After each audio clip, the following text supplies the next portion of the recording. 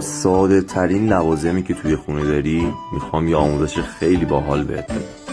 اندازه کف دستت یه کارتون رو بردار، برش بزن به این صورت که میبینی.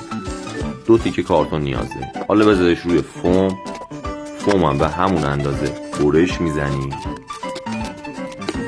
دوروبر فوم رو قشنگ ترتمیزش کن که یه چیز گرد و باحالی در بیاد. حالا کارتون رو بذار روی فوم و فقط فیکسش کن. با چسب مشکی یه کار باحال در بیار و بازم فیکسش کن. میریم برای انگشتات. دونه دونه انگشتات رو بچین. حالا میخوایم روی میتو بذاریم. ببینید بچه‌ها خیلی ساده است. خیلی ساده است.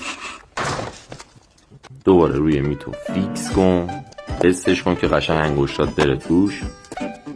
یه نقطه قرمزم بذار روی میتت به این صورت و تمام. اگه با این آموزش حال کردی حتما پیج منو فالو کن و یه سر به پیجم بزن. کلی لوازم خفن دارم برات.